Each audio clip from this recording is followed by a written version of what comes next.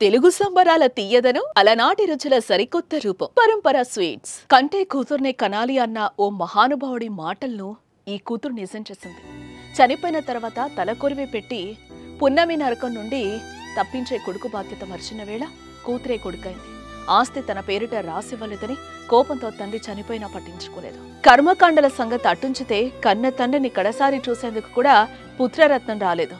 దీంతో చేసేదేం లేక అంతిమయాత్రలో అన్నీ తానై నిలిచింది కూతురు. ఈ హృదయ విదారకర ఘటన ఉమ్మడి మహబూబ్ నగర్ జిల్లాలో చోటేసుకుంది.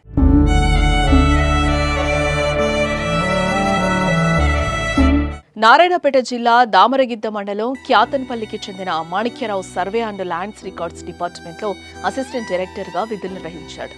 మాణిక్యరావు దంపతులకు ఒక కుమారుడు, ఇద్దరు కూతుళ్లు. అందరి వివాహాలు జరిపించాడు.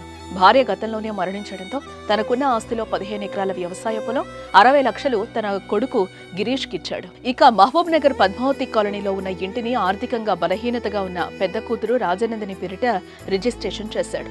ఇదిలా ఉంటే ఇంటిలో బిడ్డల సంరక్షణలో ఉన్న మాణిక్యరావు అనారోగ్యానికి గురై మంగళవారం రాత్రి మృతి చెందాడు. అయితే ఇదే విషయాన్ని హైదరాబాద్ లో ఉన్న కుమారుడు గిరీష్ కు తెలియచేశారు. అయితే తండ్రి అంత్యక్రియలకు వచ్చేందుకు కుమారుడు అంగీకరించలేదు.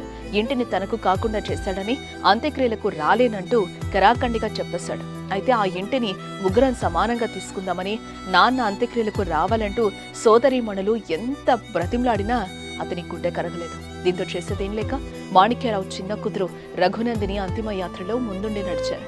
తండ్రికి తలకొరివి పెట్టి అన్నీ తానే నిలిచింది. ఇదిలా ఉంటే తండ్రిపై మమకారం కన్నా ఆస్తికే ప్రాధాన్యతనిచ్చిన కొడుకు పట్ల సర్వత్రా విమర్శలు వ్యక్తమవుతున్నాయి.